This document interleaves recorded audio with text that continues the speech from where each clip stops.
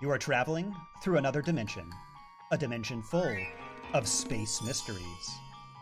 It is the middle ground between science and superstition, between dark matter and black holes, and it lies between the dark depths of our solar system's planets and the distant stars beyond Hubble's reach. It is a dimension we will explore tonight together. There's a signpost up ahead. Your next stop, the Twilight Stream.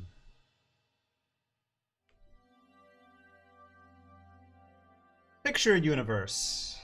It's your everyday, ordinary universe. It has all things you might come to expect in a universe, like quasars and elephants. But this universe does have some secrets to tell. Although we've explored much of our universe and know many things about it, there are still many space mysteries that abound. And today, during our Planetarium live stream, we will be taking a very special, spooky look at some of these unsolved mysteries of our universe. For today's journey, I will be your host, Patrick Hess, the Planetarium Specialist at Union Station. Thank you for joining us for another live stream. If you're joining us for the first time, welcome. Today is a special stream, but we've done many of these live streams throughout the year, and if you'd like to rewatch any of our streams, you can find them all on our Facebook page or YouTube channel at Arvin Gottlieb Planetarium. And if you're a returning watcher, thanks for joining us. Hopefully you'll enjoy today's special Halloween stream. We are going to jump right into our stream, though, and we are going to start diving into some of these unexplained mysteries. Before we start, though, I actually do want to remind everyone this is a live stream, and I am coming to you live inside a wormhole. And if you'd like to send any messages into that wormhole, although light cannot escape, messages can enter, so please feel free to comment or say hi or ask any question you might think of. We're already getting some people chiming in. It looks like John Jackson is joining me today in that wormhole. Thanks for watching, John Jackson. Also, Terry is excited to watch, and Eric is joining us from Lenexa, one of our longtime watchers. Thank you all for watching, and again, don't forget to comment here. Looks like Nikki and Nicholas are here watching as well. Also, before we started, I do want to remind you that you are, of course, we are very excited to have you joining us virtually for all of these live streams. We've been streaming since March. We've been doing quite a few of these. This is our 45th live stream, in fact, and we are getting close to 200,000 views. So thank you for supporting us in this way. I'd like to remind you, though, that if you'd like to support Union Station and the Planetarium in other ways, you can come to Union Station and the Planetarium. We are open to the public right now, and you can buy tickets online, and you can also purchase a membership. All those things help us immensely as we continue through these uncertain times. But for now, we will be very excited to have you join us for this live stream and for many of them in the future. Some more people chiming in. Angie is watching from Salem, Missouri, and Alicia is chiming in from Overland Park, Kansas. So thank you all again for watching, and we are going to dive in right into our topic today, which again is unexplained mysteries of space. I've picked a number of my favorite topics, unexplained mysteries. There are a couple theories to explain these mysteries, but they have not yet been proven. So we are going to jump in with our first unexplained mystery, which we've talked about a couple times on our stream before, but it's one of my favorites, so we are going to bring it up again. And that is the mysterious North Pole of Saturn. So we are returning to our Planetarium software. This is Space Engine, which is software you can navigate the universe, and this will take us to our first topic, which is the sixth planet from our sun, rather, Saturn. Saturn is my personal favorite planet, and Saturn holds one of the solar system's most interesting mysteries. That is on Saturn's North Pole. And as we fly into Saturn here, slowly but surely, let's accelerate a little bit. And here it is. If we inspect the north, well, let's just talk about Saturn and take a look at it in general. Saturn is a gas giant planet. Not quite as stormy as its big brother Jupiter, though. You'll notice no great red spots on this one. Not a lot of cloudy features in its clouds. But ever since we started exploring Saturn, all the way back to the Voyager spacecraft, space probes that passed by Saturn in the 80s, we noticed that the North Pole of Saturn has a very unusual feature, and that is a hexagon. This is an actual photograph, imagery of the North Pole of Saturn, and we can see here that there is a very distinct six-sided shape. As I mentioned, this was photographed by the Voyager probes over 40 years ago, and it was photographed again by the Cassini spacecraft. And from 2006 to 2017, that's when Cassini orbited the sixth planet here. Now this hexagon has a lot of interesting features about it. Let's get some closer looks. Here's a photograph of this in a little bit more highlighted colors, so you can see there. Now the color of this hexagonal storm has actually changed.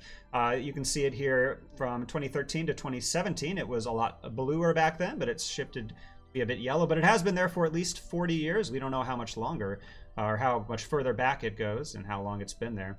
But here's a false color image showing us the circulating cloud pattern. So this is a hurricane that is on the North Pole of Saturn. And the sides of this hexagon, each side is about 9,000 miles long, which is about 1,200 miles longer than the diameter of the Earth. So this is a gigantic storm, about twice as wide as the Earth almost. And it rotates about once every 10 hours. And this is actually the same periodicity as some radio emissions coming from Saturn's interior. So a bit mysterious that there are radio emissions that are emitting at the same frequency pattern as this hexagonal storm. Now, there are a number of theories about this storm and how it came to be. Some theories involve some latitudinal gradients that are pushed along by atmospheric winds in Saturn's atmosphere. And scientists have actually been able to replicate the shape of these winds in a lab. So here is a video showing scientists using fluid dynamics to replicate this turbulent flow, making a hexagonal pattern of fluids in a laboratory. But other scientists have created this same effect using other types of fluid dynamics, such as something called vortex shedding. Another theory involves another physical property called Rossby waves that create fluid resonance, similar to sound waves.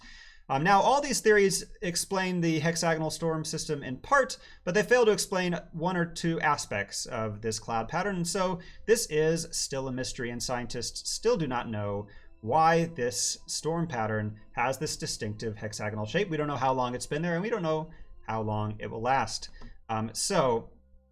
Pretty interesting that there's something so close by in our solar system that we still do not know a whole lot about. Here's an example of some other fluid dynamic resonance patterns. You can actually see one of these patterns creating a similar geometric cloud shape here in the clouds of Earth. So this is something that we've seen even here on our planet.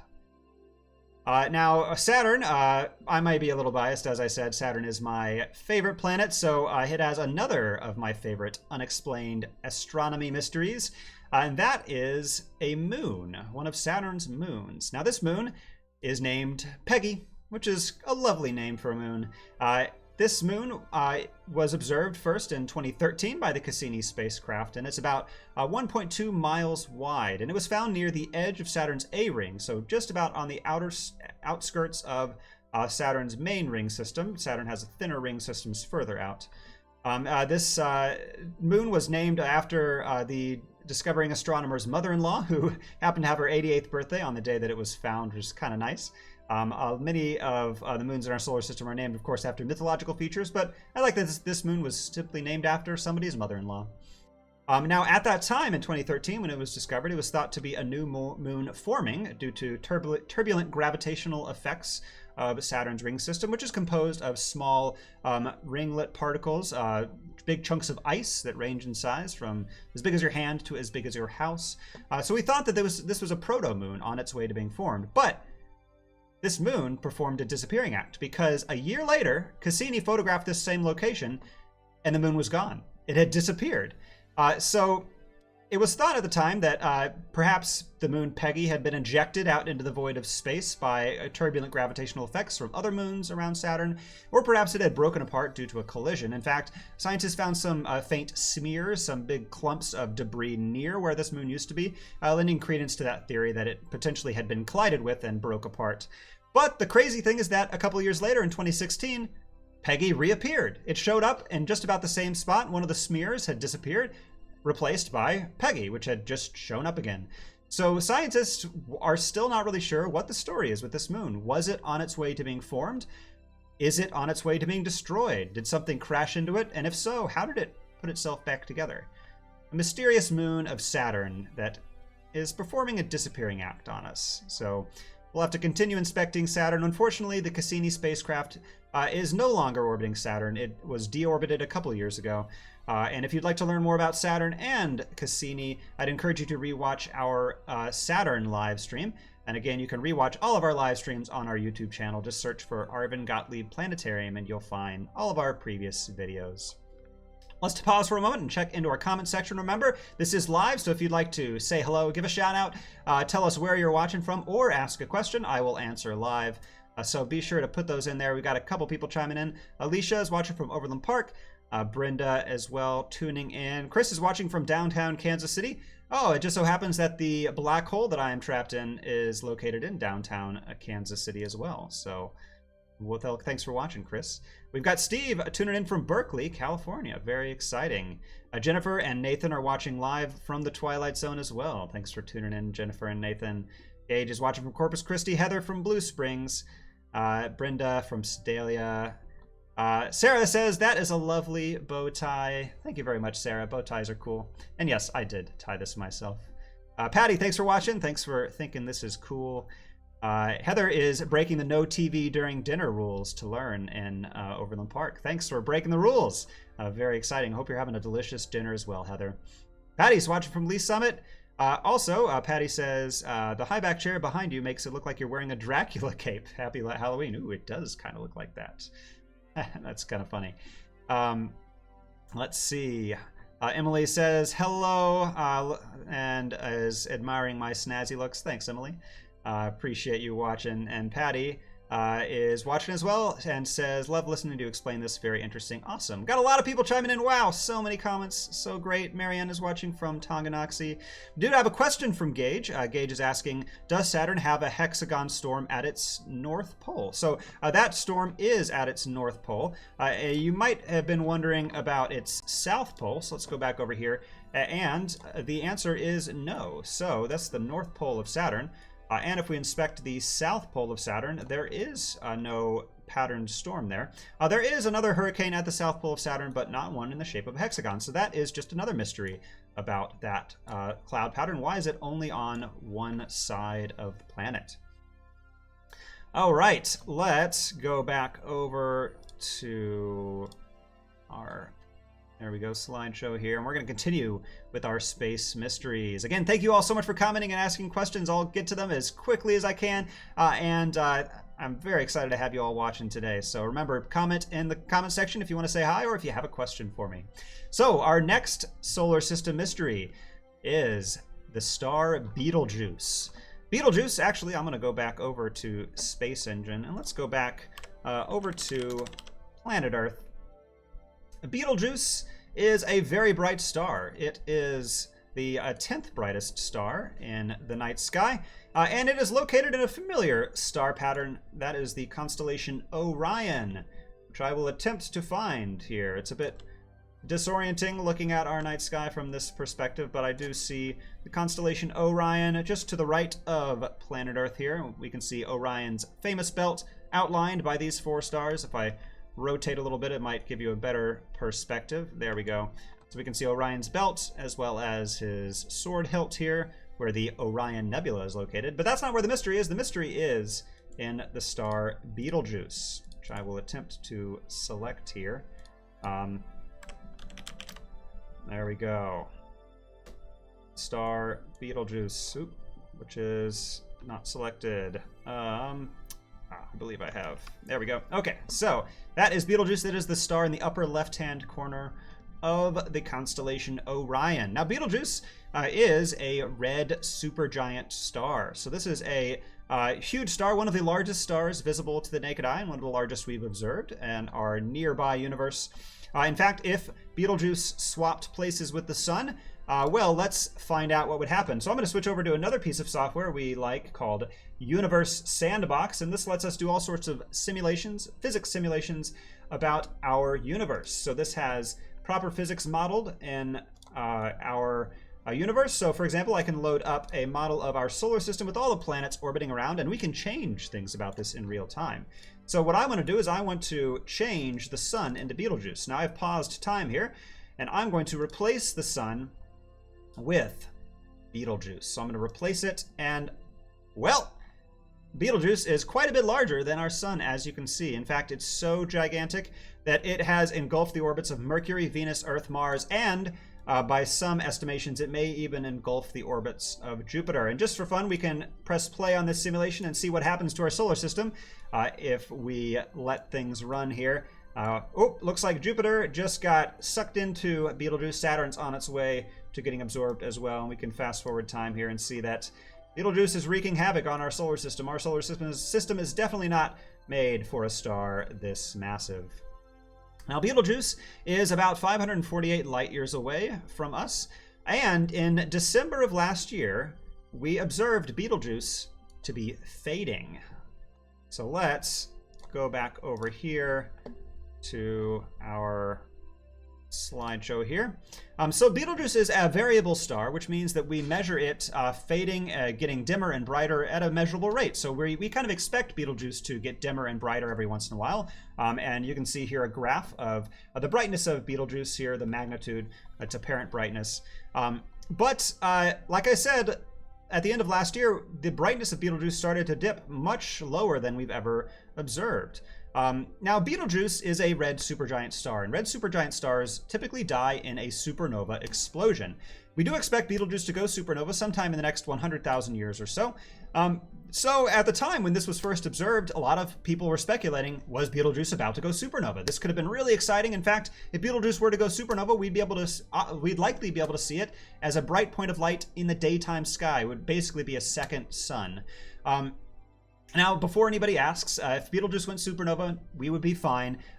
It would actually take 100,000 years after we observed it going supernova for the radiation of that explosion to ever reach Earth. And even then, our lovely atmosphere would protect us from a lot of that radiation, so we would likely not be affected. But it would be really spectacular and something that would be really exciting to see. We often see supernovas. They're regular occurrences. It's estimated that you can expect to see a supernova once every 200 years or so, so we're kind of overdue for one, actually, that's visible to the naked eye. And like I said, Betelgeuse got a lot dimmer. In fact, by January of this year, it was about 25% of its usual brightness, so extremely dim, relatively speaking. So dim that looking at it through the naked eye, you could actually see it look dimmer, and it actually was demoted from 10th brightest star to more than 20th, or lower than 20th. It was pretty crazy, and you could definitely see that in the night sky. Even some people who weren't sort of clued into astronomy noticed that, hey, that star is not as bright as it usually is.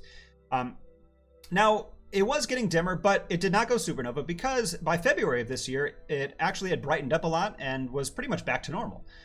And ever since then, it's been kind of back to its normal cycle. So there are a lot of theories for why Betelgeuse might have dimmed. This, by the way, is a close-up image of Betelgeuse, actually imaging the sphere of the star.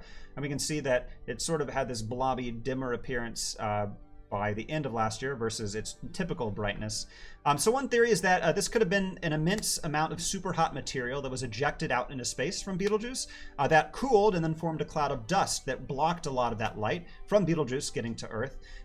There's no way of knowing or verifying this at this point. And Hubble did capture some signs of this dense cloud or of a cloud like this moving around the star's atmosphere, although it captured this imagery earlier in the fall before some of the largest amount of dimming was observed. So the jury's still out as to why Betelgeuse got dimmer.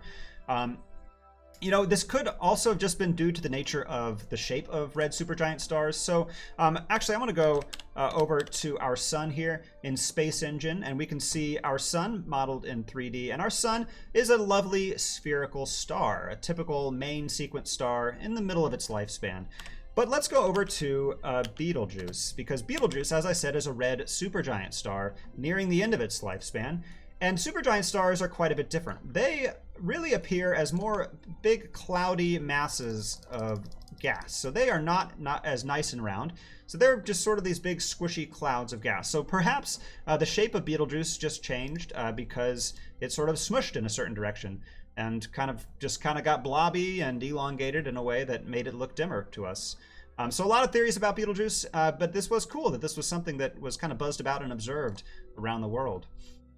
All right, we're getting a lot of comments, which is so awesome. So I'm going to check back in. Marianne's listening from Tonganoxie. Awesome, Marianne. I hope you can watch as well. And Maria is watching from Overbrook, Kansas. Sylvia says, thank you for this. Thank you for watching, Sylvia. Stefan says, watching from Olathe. George is watching as well. Thanks for tuning in, George. And George is equating me to Vincent Price, and hopefully I'm not too scary for you, George. Hope you're enjoying the stream. Thanks for watching. Renee is watching from San Gabriel, California. Nathan says, my little daughters and I are watching from a small northwest Missouri town named New Hampton. Thanks for watching, Nathan, and shout out to your daughters. Thanks for watching as well, y'all. Patty says, I shared this, so hopefully more people with interesting questions will join. Thanks, Patty. Appreciate you sharing. That's a great way to support the Planetarium and Union Station by sharing our streams. And just as another reminder, since we've got so many people tuning in, we are streaming live on Monday nights at 6 p.m., but the Planetarium is also open to the public Wednesday through Sunday, so a great way to support us, of course, if you are comfortable, is to purchase a ticket to our Planetarium shows. So definitely come check us out. I'd love to give you a live star tour in person if you would like. Of course, we are following all sorts of safe protocols to do that right now. So thanks for sharing, Patty. Joanna says, I totally thought it was a Dracula cape. Oh, referencing the chair. Yeah, I think I might have to take that off because it does look a little funny, but oh well, we'll go with it. Although it does work for the season right now. We'll call it a Dracula cape for today. April's tuning in from Oklahoma. Awesome. Patty said, that's a great pick of Saturn. I do love Saturn. It's the best planet. Josie says, don't say it 3 times. What? Beetlejuice? Oh, I shouldn't say Beetlejuice 3 times? What happens if I say Beetlejuice 3 times? Just kidding. All right, Emily says, so happy these live streams are continuing. I am too. I'm having a blast doing these, and I'm loving all the comments and people chiming in. It's so great when people are talking to me because it feels like I'm talking to a group of real people instead of staring out into the black mirror void that is my life stuck in this black hole. But this is super fun, having a ton of fun. Trace is watching from Whiteman Air Force Base. Awesome, thanks for tuning in. And Patty says, wow, not sure I'm smart enough to understand all this, but I do love the picks, and I'm glad there are smart folks like you who do understand all this. And that's okay. You know, you don't have to understand all of this. The thing I love about sharing this type of information is just getting people excited about space. And if you ask a question about space, then hopefully it'll lead to exploration of science, and you'll learn something new, I guarantee it, even by osmosis. You may not know it, but I'm sure you'll learn something. And Jenny's saying hello from Oregon. Got a question from Eric who says, do the ice fragments in Saturn's rings ever collide and aggregate into larger objects? And they do. That's a great question, Eric. And they do indeed. In fact, there are a number of moons and moonlets, little mini moons, that are orbiting inside of Saturn's rings we think were created by particles in its rings colliding and then sort of carving off a trough of space as they gobble up other stuff in their way. And if you want to learn more about Saturn's rings and the moons inside of it, I would encourage you to check out another one of our previous live streams. We did a live stream all about moons. I did my top 10 favorite moons. That live stream was on September 14th, so I'd encourage you to check that out. Also, our Saturn live stream was on July 6th, if you'd like to learn all about the gas giant planet. We have done live streams about all the other planets. Jordan chiming in as well, saying, were there any ideas that Betelgeuse's dimming was due to any helioseismological oscillations? Ooh, that's a mouthful. And that's a good question. And that may have been a layup question as well, if I know which Jordan is watching. So thanks for that really great, difficult question, Jordan. So there were a lot of theories. In fact, if you, Jordan, know more about this particular theory, I'd love for you to chime in the comments as well.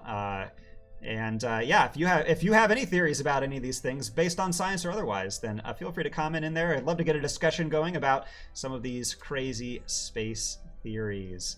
All right.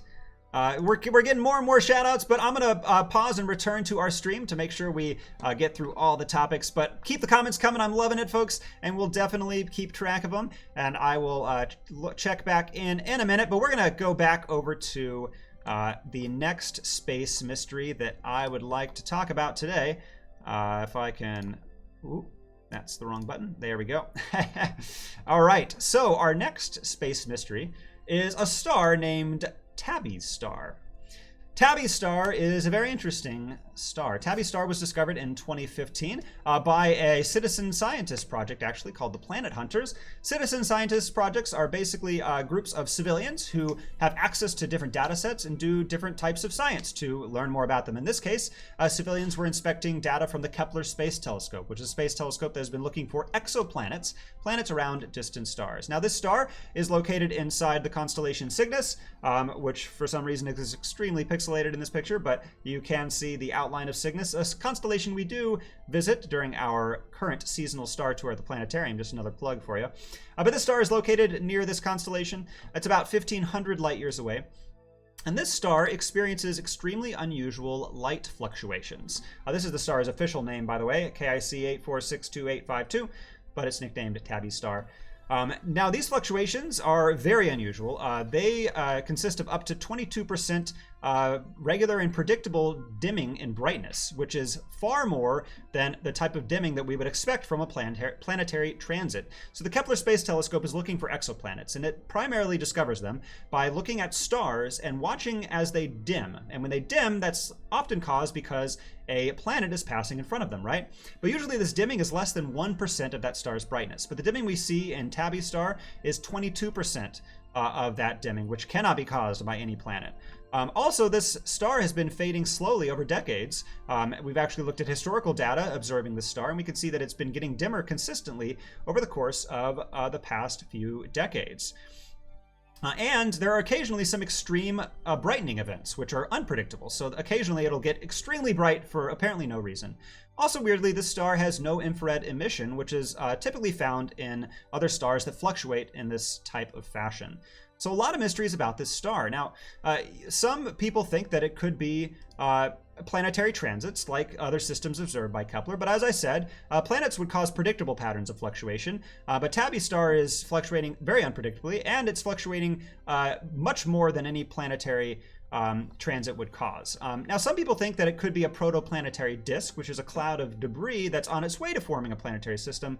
But this is also unlikely because Tabby star is a lot older than we typically see a star that has a planetary disk. So usually when a star gets as old as Tabby star, it already has planets. All that disk is coalesced to form planets, and it couldn't be dimming the star that much. Some scientists think it could be a comet storm, a large amount of comets approaching all at once, releasing tons of gas and dust all at the same time. But this wouldn't explain the long-term fading that we've been observing for decades. Some other scientists think that it could be a planet in the process of consuming it could be a planet in the process of being consumed by the star. And one of the craziest theories, and the one you often see referenced for this particular star, is that perhaps it's an alien megastructure, like a structure called a Dyson sphere, which is a sphere of matter enveloping a star that could somehow harness the energy of that star and not be ripped apart by gravitational forces. So that is another theory about this star. Unfortunately, a structure like a Dyson sphere would likely be very opaque, so it would not allow light through it, and it would not allow for, it would basically dim the star completely if that were the case. So this doesn't quite explain it, but you know, our imagination can run wild. Who knows? Perhaps there is an alien civilization that has built a structure around that star that's causing us to see it get dimmer. All right, we're already getting tons of comments, which is so great, so I'm going to jump back over to our comment section. Rachel says, my oldest and I really enjoy these, especially since we're doing a space unit study right now. We miss Kansas City. Well, Kansas City misses you too, and I'm so happy to hear that you guys are doing a unit all about space. That's so great. Thanks for instilling an interest in space and astronomy in our youngest. That is so important. Levi's watching here from Greenwood, Missouri. Jordan is a big fan of Tabby's star, and Tammy, one of our longtime watchers, says hello from Iowa. Thanks for tuning in, Tammy. So glad you could join us. Hope you're enjoying our special stream today. Got a bunch of questions. Awesome. Felicia says, how do stars form? Our kids would like to know. That's a great question, Felicia. And I would love to answer it, but we don't have time to dive in. But I will say, Felicia, if you want to learn all about how stars are formed, you can check out our live stream we did all the way back in April of this year, April 15th. Again, you can find our previous live streams on our YouTube channel. Just go to Arvin Gottlieb Planetarium on YouTube. And the April 15th live stream was all about stellar evolution. So we talk about how stars are formed and how they die. So I would definitely encourage you to check that out. And hopefully that doesn't seem like a cop-out answer, but we've covered this topic in a lot more detail than I have time to cover today. So if you want to learn all about that, I would definitely recommend checking out our stream on April 15th. that will talk all about stellar evolution. Let's see. Nathan asks, does a lack of gravitational force after, after a far-off star dies affect our solar system? If how? Okay, so Nathan was asking, when a star dies, does its gravitational force affect our solar system? And the real answer is no. Essentially, it does not. So stars are so distant from us that any gravitational force is imperceptible to us. Now, the technical answer is yes, because everything in our universe exerts a gravitational force on everything else, but it might be to a minuscule, imperceptible, immeasurable amount. And these stars are so distant that that amount is immeasurable. But we have to keep in mind that stars are affecting each other, and stars move at a very slow scale, but stars are moving. They're orbiting the center of our galaxy, and they're affecting each other's gravitational pull. In fact, our sun is orbiting around the center of the Milky Way, but it's also sort of going up and down because of gravitational tidal effects of other stars around it, pulling and pushing, as well as all the nebulas, all the clouds of gas and dust where new stars are being born. Those have gravity as well, affecting things. So the answer, Nathan, is that technically yes, but not in a perceptible way. And it would take a long time for us to even notice, because gravitational waves travel at the speed of light as well. So even if our sun died and disappeared right now, then we wouldn't notice for 8 minutes. We wouldn't see it because the light takes that long to reach us, but the Earth would actually continue orbiting in its gravitational track until the gravitational waves reached us as well, which is a really crazy feature. That's sort of something I could talk about in depth for this stream for sure. It's definitely one of the mysteries, less of a mystery of our solar system or our universe, because scientists do understand gravity. But that's a great question, Nathan. Patty says, what do you think about the NASA craft landing on the asteroid the other day? Do we know where that asteroid was located when that happened? Yes, so that was in the news, and normally we do talk about astronomy news, but I didn't really want to dive into that too much because I have a lot planned for our stream today. But just to answer your specific question, what do I think about the mission to explore the asteroid? And just as a reference, let's go back over to Space Engine. That asteroid's name is Bennu, which we can visit in Space Engine here. Bennu is an interesting asteroid. Oh, and this is... Yeah, so Space Engine, I do want to mention Space Engine is a simulation, and it has detailed imagery for a lot of objects in our solar system, but I can tell you right now that this is not what Bennu looks like. So I guess Space Engine has not updated their imagery, but let me pull up an actual image of Bennu for you here. Oops, let's see. So this is a picture. Bennu is an interesting asteroid. Scientists aren't really sure about its composition. We think that it may just be sort of a loose collection of gravelly rocks. So the mission to explore Bennu, which is the OSIRIS-REx mission, recently did attempt to capture samples from the surface of Bennu. By all accounts, it was successful, and now is just the long wait for the spacecraft to return to the Earth. So very exciting. It's especially exciting just because we have explored a lot of the bodies in our solar system. I think I was on the wrong screen. So sorry if I do this a lot. Just talk about something that you guys can't see. I'm getting better at that. But okay, so as I was talking about, this is Bennu, the asteroid there. So I think it's very exciting because, asteroids are some uncharted territory that we have not explored. And it's most exciting because asteroid missions have the potential or have some of the greatest potential for commercial exploration of space. And a lot of people theorize that we could, frankly, make a lot of money by mining asteroids, essentially, because there's a lot of untapped resources out there relatively nearby in our solar system. So I think it's exciting, not necessarily for the aspect of making money, but just getting more people to space, because the more companies are wanting to go to space to mine asteroids, the better our technology gets, because there's competition and more people creating rockets and spacecraft. So that's kind of how I feel about that particular mission. Of course, we'll have to wait and see for when that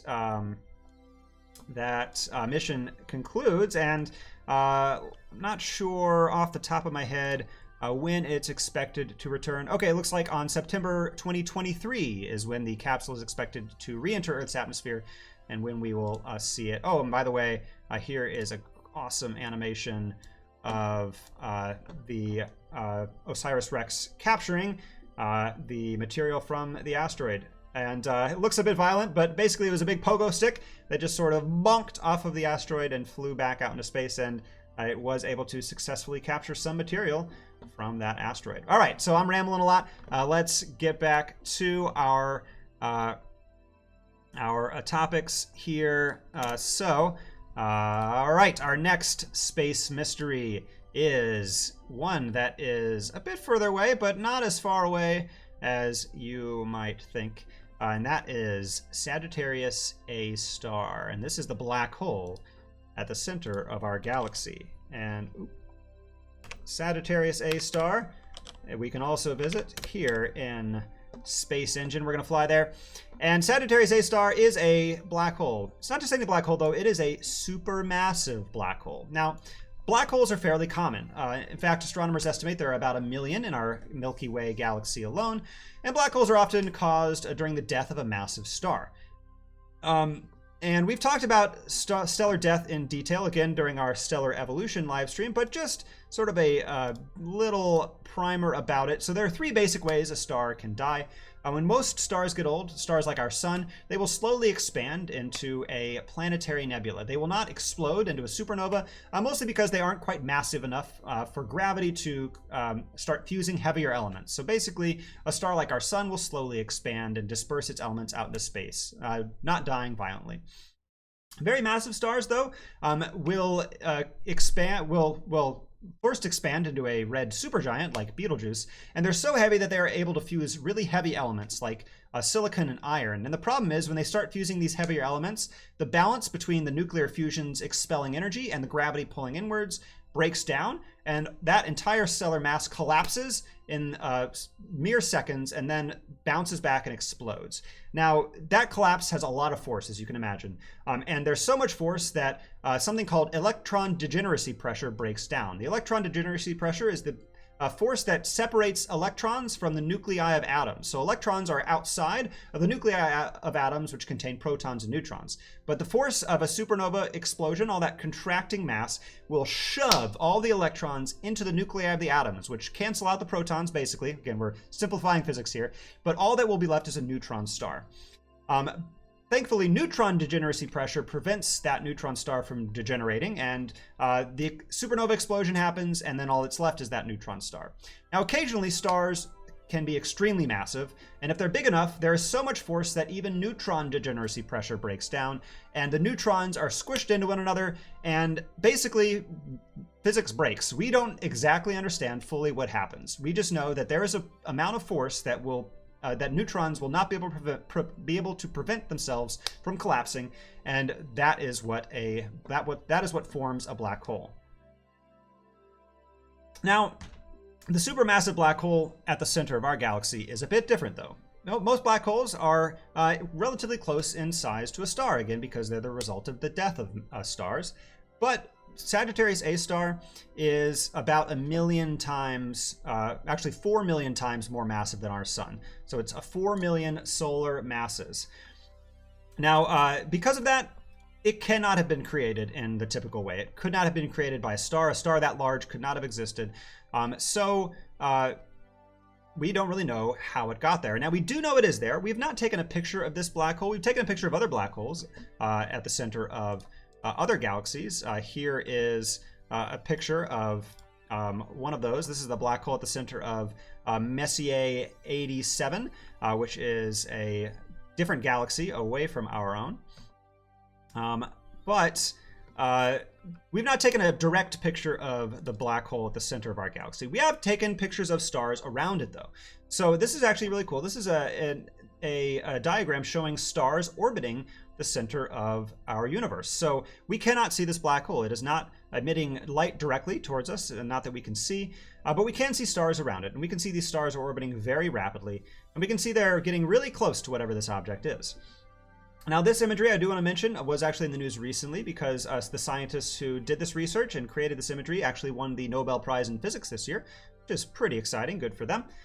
But we can figure out how heavy this star is by measuring the speed and orbital shape of these other stars around it. And then we can measure how wide this object is based on how close the stars get to it. There's one star named S2, which gets extremely close to this black hole. And we can combine these two facts to basically figure out that this must be a black hole, thanks to something called a Schwarzschild radius. Now, basically, anything in the universe can turn into a black hole if it gets compressed into a small enough form. And essentially, when we measure how heavy this black hole is, or how heavy this object is compared to how small it must be for that other star to skirt around it, we essentially know that it must be a black hole. You can actually calculate your own Schwarzschild radius using a number of online calculators. Here's a fun one. So I can calculate, we can do the same calculation that those scientists did by basically plugging in our 4 million solar masses.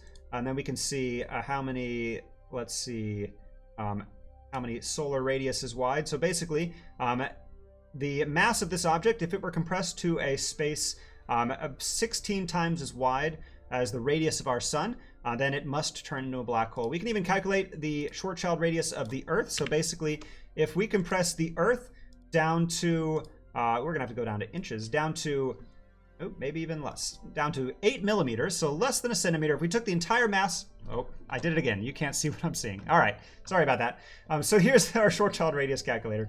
So if we compressed the entire mass of the Earth down to a space less than 1 centimeter, the neutron degeneracy pressure of the atoms that made up the Earth would break down, and it would become a black hole. And so again, you couldn't see that calculation earlier, so I can calculate the Schwarzschild radius, the basically minimum or the maximum radius of an object before it would turn into a black hole. And we can see that, again, that is about 16 times the radius of our sun. This is solar radiuses. You can even calculate your own Schwarzschild radius. So if I type in my estimated weight, there we go. I know why I kept switching back. Sorry, I have keyboard shortcuts on. That makes a lot of sense. Okay, so we type in my weight, and we go to millimeters. Actually, that's so small. My mass would have to be compressed into an extremely tiny amount of space. So I guess this calculator can't exactly calculate that. But at any rate, all this to say that we know that this object at the center of our galaxy must be a supermassive black hole. But we don't know how it got there, as I was saying before. We know how regular black holes are formed, but this one we do not know. There are a couple theories about supermassive black holes. Some scientists theorize that maybe multiple black holes merged to form these over billions of years. It would take a lot of black holes, a lot of regular-sized black holes to form one this large, though. It might have been formed actually before the first stars at the very beginning of our universe. Perhaps dark matter halos collected enormous amounts of gas that basically skipped the star formation phase and immediately turned into a black hole with tens of thousands of times of solar masses, and then those merged together to form these supermassive black holes. Some other people theorize that dense stellar clusters underwent rapid core collapse billions of years ago, and all these stars collapsed at the same time down to a single singularity, which formed this supermassive black hole. And there are other scientists who even think that perhaps these supermassive black holes were formed all the way back at the moment of the Big Bang. This could even be evidence that the Big Bang theory is incorrect. Some scientists follow a different theory called the Big Bounce, which theorizes that another universe existed before our own that basically collapsed at one point and then bounced back in a new Big Bang. But these are all theories, and we currently do not have any ways of testing them, but it is still fun to think about those things. All right, so we've got a lot of other people chiming in, so I want to check back into the comments. So remember to comment and say hello, or if you have any questions, throw those in. Cindy was commenting back when we were talking about that Tabby star, the potential Dyson sphere alien structure around it, and Cindy says maybe the Dyson sphere is a work in progress. You're right, maybe they're still working on building it. That could explain why it was slowly getting dimmer. Maybe they're starting to build around. Okay, got a couple questions. Alicia says, does that mean that Tabby star is unstable? Going back to talking about Tabby star. And well, we're not sure. So we know that its brightness is unstable, but that doesn't really give us enough information to make any inferences about its makeup. So we really don't know if the star itself is unstable. We just know its brightness is fluctuating. And Alicia says, could the sun turn into a black hole? And it certainly could.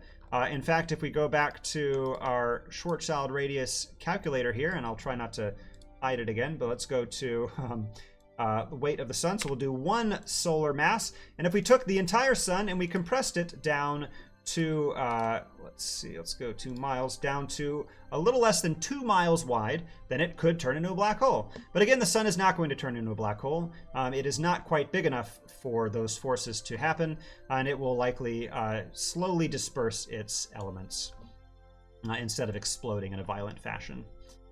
All right, so let's see. Tammy is saying, my son was curious if it would be possible, since we really don't know what's in a black hole, could there be another universe on the other side, or an alternate universe? There are a lot of theories of about black holes, including that perhaps they are gateways to other places. And there are, of course, many movies that dive into that topic, such as the movie Interstellar. In fact, if you want to learn more about Interstellar and other movies and science fiction films that all talk about astronomy, I would definitely recommend checking out our July 20th live stream, where we did a live stream all about good and bad movie astronomy. And we also did TV astronomy more recently on September 28th. So if you want to learn more about that, we dive into a lot of fictional TV and movie universes. We've done fictional book universes too on May 20th, as well as an entire live stream all about Harry Potter, and that was on June 3rd. So check out all those past live streams, definitely, if you haven't seen them and you want to learn more about some of those fictional universes.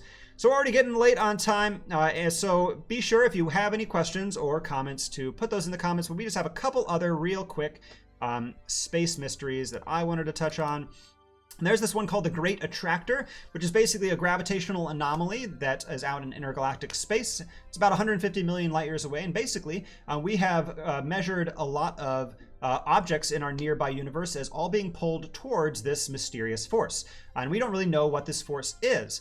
We don't know what it is because it is located in this area called the zone of avoidance, which is basically behind the Milky Way. So we are inside the Milky Way, right? And if we want to look out into space, we can see sort of above and below the plane of our galaxy. But if we try to look at something through where our galaxy is, we can't see it because there's all these stars and nebulas in the way from our galaxy. We call that the zone of avoidance. And this Great Attractor seems to be in that direction, so we can't directly image it. But we've estimated that this mass, whatever it is thousands of times more massive than our galaxy alone. And it's so massive that it is counteracting the force of cosmic expansion, which is the natural expansion of our universe. So while most of our universe is expanding, the Great Attractor is pulling a lot of stuff towards it.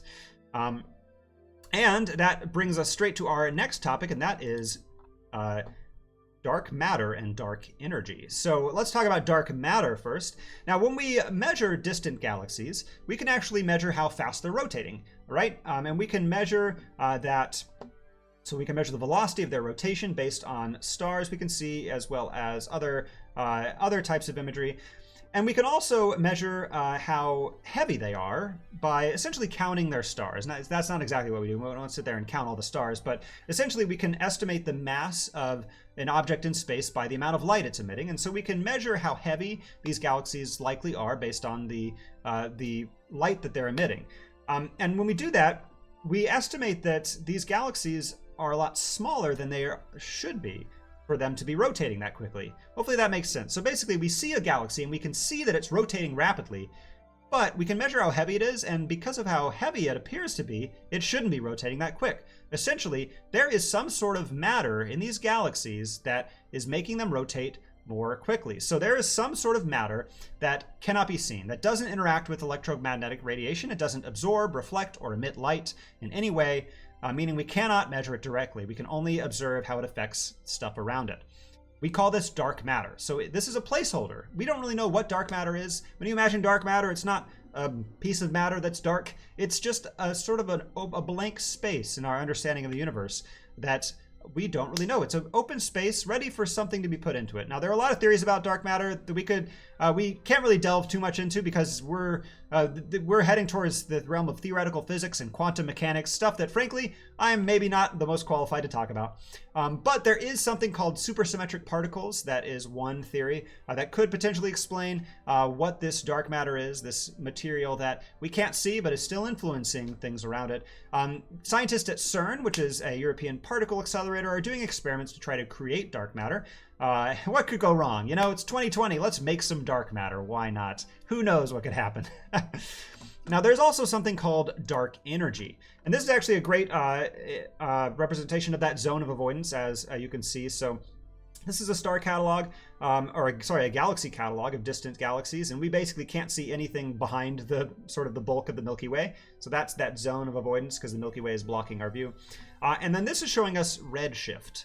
So basically, when we look at distant galaxies, we measure the light coming from them. And when we measure that light, we see a spectrum, right? Sort of a rainbow of light. But that rainbow appears to be sort of shifted over a little bit. It's shifted towards the red end of the spectrum, which, because of the Doppler effect, means that these galaxies are moving away from us, okay? It's the same principle as when you hear an ambulance pass by. It starts at a high pitch, but then as it passes you by, it goes to a lower pitch, like dee-doo-dee-doo-dee-doo-dee-doo-dee-doo-dee-doo, and as it goes away from you, it kind of gets lower. That's the Doppler effect. As waves are moving in a reference frame from the object that's emitting them, the waves are compressed moving towards you, but then as they go away, they're expanded. And that's why things sound lower pitched when they're moving away from you than when they're moving towards you. Well, light behaves as a wave as well, and light exhibits this Doppler effect too. So when we see that light is shifted over to one side towards the red end of the spectrum, we know these galaxies are moving away from us. Now, as we can see in this catalog, galaxies further away are more redshifted than galaxies closer to us, which means the universe is not only expanding, but accelerating in its expansion. So our universe is expanding, but not at a steady rate. It's actually getting faster in its expansion. Now, for the universe to be accelerating, there needs to be energy put into the system, right? Energy cannot be created or destroyed. There has to be something being put into the system to make it go faster. And that energy we call dark energy. And this is another placeholder. We don't really know what dark energy is. It's not something we can quantify or measure or draw. This is just a blank space. And someday, perhaps, we'll be able to put something in that space of what dark energy is. A couple other last things I wanted to talk about. So this is a makeup of our universe, by the way. So normal matter makes up less than 5% of the known universe. 21% of that is dark matter, and then 74% of all the matter and energy in our universe is dark energy. So a lot of unknowns, similar to how they say we've only explored a small percentage of the Earth's oceans. We only have touched on a small percentage of what makes up our universe. Now, let's talk about the age of our universe, because another cosmic mystery is not how old our universe is, but is it infinite? So we know our universe is about 13.8 billion years old, and we've extrapolated that by reversing the expansion of the universe, as well as a lot of other pieces of science that lead us to that conclusion, that theory, I should say, based on some scientific evidence. Now, so far, expansion of the universe has carried some of the first stars and galaxies about 47.5 billion light years away from us, making the universe about 93 billion light years across, at least. But is the universe infinite? Does it go on past that? And possibly we may not ever be able to know, because here's the thing. Light is the fastest thing in our universe, and light travels at a finite speed. So when we peer deep into the distant parts of our universe, the Hubble Space Telescope can peer that far some of its most spectacular images. This is the Hubble Deep Field, which is a very deep, long exposure of our universe, showing some of the first galaxies millions of years after the Big Bang. And the James Webb Space Telescope, which will be launched soon, will also peer even deeper and further back into our universe. If you want to learn more about the James Webb Space Telescope and other space telescopes, be sure to rewatch our October 5th live stream, where I did a live stream all about space telescopes.